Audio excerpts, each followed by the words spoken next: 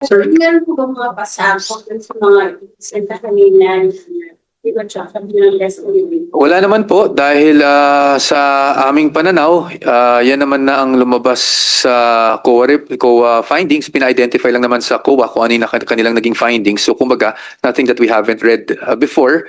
No, I think ang hindi lang nasasagot ng COA pa sa ngayon is ano yung nangyari after ng mga findings nila, di ba? Which I'm sure we'll get to in the next few days. Thank you po for waiting. Thank you. Good afternoon, everyone. Sige po, pwede tayo mag-start ng questions para hindi tayo masyadong formal. Really, pag-explain walang receipt na acknowledgement receipt. Tapos, si BP lang, may confidential fund among the VPs and the secretary, previous secretary of defense. Opo.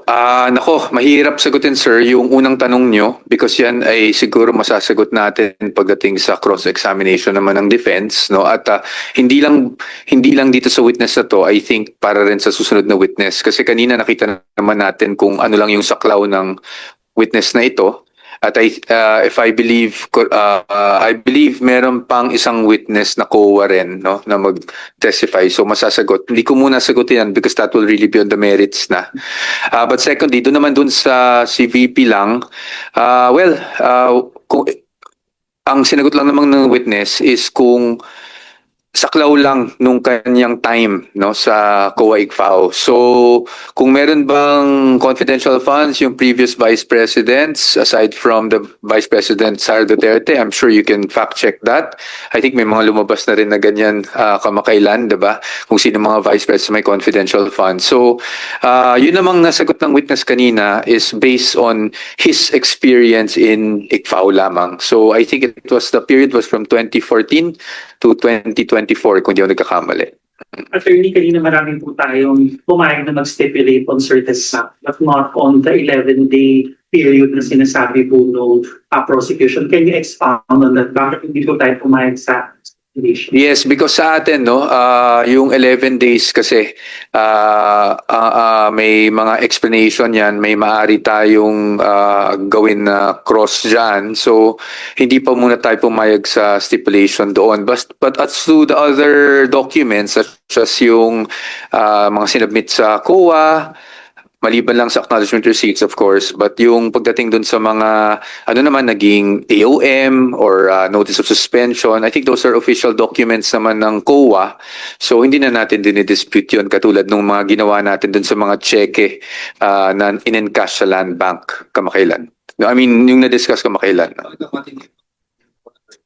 Sa acknowledgement receipts. Opo, dahil loose po kasi yan no? They're separate sheets. So we cannot stipulate based on I think around 3,000, 4,000 documents. We really have to protect rin naman po the rights of our client. Although I think narinig na rin naman, na-mention ko rin kanina na kung pwede lang naman mag-stipulate na talaga kami. Kaya lang pagdating doon, we really had to take a hard line because syempre we cannot be we have to be diligent then in our duties as her counsel and we cannot risk no. Sa dami ng dokumento na yon, 'di ba? Wala kaming sinasabing baka may pineke or something. I just want to make that clear. Pero ang sinasabi natin is hindi natin alam, 'di ba? So ayaw natin na mag-stipulate sa ganun karaming dokumento. Lalong-lalo na since yung nature nga niya ay acknowledgement receipts, no? So, for fairness na, kasi kanina tinanong ko yung POSAC, may signature si DP, the Financial Physical Plan, sponsor, as a disbursement voucher. And they asked for the significance of the signature. Sabi ni Atty. Velosa is that it ties the Vice President to whatever malfeasance they will find in the spending of the confidential funds. Well, sa atin, yung mga dokumento na yan ay kinailangan dumaan sa isang proseso, dumaan sa approval. As to the malfeasance, that's for them to prove, no? At sa atin, that's for us to also disprove, diba? So we will find out in the coming days. But again, as the COA representative said earlier, their audit is limited to just compliance with the joint circular. Nothing further than that, diba? Liquidation, whose responsibility is it? The Vice President? That's something that we will have to discuss in the coming days. No? So I can't answer you muna dyan. But you can read the joint circular and you can see naman sino yung mga accountable officers po talaga doon. Rephrase, sir. How much is the involvement of the Vice President in terms of the The documents will speak for themselves, sir. I don't want to, again, you're tying me to an answer, and I can't answer you because we're delving into the merits. I'm really sorry, sir. Sir, nakabalik na po pa si VP and ano po yung nirelate sa kanila? Ang alam ko, hindi ko masigurado kung nakabalik siya. I think nakabalik na, based on the schedule. But again, you have to confirm with OVP. Dahil hindi na po ako spokesperson ng OVP. I think we always forget that. So I'm not privy to the daily schedule of the part. Wala namang anything significant dun sa normal updates na binibigay lang namin sa kanya on a day-to-day basis pagdating dito sa impeachment proceedings. Sir, Meron po ba mga pasabog dun sa mga isenta kanina di ba tsaka ng destiny? Wala naman po dahil sa aming pananaw, yan naman na ang lumabas sa COA findings. Pina-identify lang naman sa COA kung ano yung kanilang naging findings. So kumbaga, nothing that we haven't read before. No, I think ang hindi lang nasasagot ng COA pa sa ngayon is ano yung nangyari after ng mga findings sila, di ba? Which I'm sure we'll get to in the next few days. Sir, how will the defense or how does the defense intend to respond doon sa findings na based on the joint memorandum circular, attorney, meron doon mga beyond purposes, yung mga acknowledgement receipts and beyond the dates that were supposed Nako. in the period. Sorry, Jai, but you'll know when we do our cross-examination. No, when you'll know. Oh, definitely sa cross or even in our evidence in chief kung kinakailangan, meaning if it's our turn. But if we could, but pagdating naman sa cross, we can also ask questions on those matters. Sir, balikan ko lang si VP. Sir, i-share niyo po sa kanya yung decision ni President Marcos na i-allow yung opening ng mga bank. Hindi na po. Because that's all in the news. So I don't share things in the news na meron naman siyang sarili ng news monitoring. So I don't share those things na po. Wala naman siyang comment, sir. Hindi ko na po na-share. So wala din po siyang comment. Okay. According to your knowledge, meron pa bang other acknowledgement receipt na may nakapangalan kay Mary Grace Piatos? I don't know, to be honest. I'm not trying to be evasive. Hindi ko lang po talaga alam. Hindi ko naman namin ginawa. Kasi talagang sobrang, syempre, kilala si Mary Grace Piatos. Kanina, doon sa trial, lumalabas sa 70,000 pesos yung nagbigay sa kanya compared doon sa mas malalaki pang mga pangalan. Well, hindi ko po alam kung ano yung susurmise natin doon sa halagang binigay sa kanya or halagang compared sa iba. I think ang importante po talaga dito, you'll have to wait doon sa ano ba yung naging findings talaga ng COA. No, kasi Mary Grace Piatos lumabas lang naman yan sa congressional hearings, 'di ba? So ngayon nandito pa lang tayo sa COA, I'm sure magkakaroon ng ebidensya para tugunan yung Mary Grace Piatos issue. Magkakaroon ng ibang witness para tugunan yung Mary Grace Piatos issue. But pagdating naman sa pinag-uusapan natin ngayon, it's really just the COA findings. I don't want to speculate, ma'am. I don't want to speculate. I don't know her personally, so I cannot speculate. But if pinakita ko nilang ebidensya, testimonya ay kaya natin tapatan yun sa inyong pagsasabi niyo. Well, ayoko naman sabihin tapatan. I think sabihin na lang natin na kaya nating suriin yung mga naging findings ng COA para mapakita lang sa ating mga kababayan kung ano yung buong storya. No? Because this is just one side of the story. But again, factual lang din naman yung nangyari kanina, di ba? Lumalabas lang naman yung COA findings. So sa ating pagsusuri, as much as possible, syempre factual din lang po tayo. We'll stick with what COA knows. We cannot naman kasi add on to yung limitations ng witness kung ano lang yung participation niya dun sa testimonya na binibigay po niya. Attorney, bakit kayo nag-object doon sa Andy? Sa akin lang naman po, although again, with all due respect to Attorney Kapunan dahil hindi ko naman po gusto talaga mag-object kung hindi kinakailangan. Yun lang kasi parang nabibigyan kasi ng kulay pag ganung mga pangalan. Although she stated naman for the record na she's just reading it the way it's written. So, but to me kasi ang dating sa akin is nabibigyan ng kulay. Of course, no offense meant to Attorney Kapunan. I'm just doing my job as counsel. So, and I found the question to be objectionable. If you noticed, medyo malimit lang naman yung pag-o-object ko kanina. Maraming bagay na sa tingin ko hindi na dapat objectan. At katulad nga kanina, nagkaroon kami ng issue na ang pinapa-strike out ko yung sagot.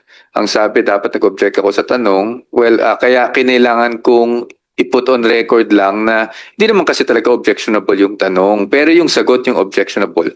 Kaya lang ako nag-object na, well, actually I did object. I moved that the answer be stricken off the record. So may mga ganong bagay, may mga ganong nuances, no? But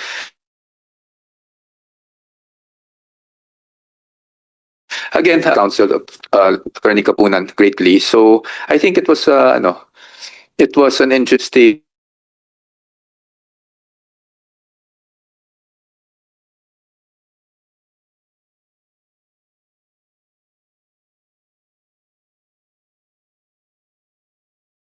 discuss that. That's not covered by the COA witnesses, no? So we're not yet there.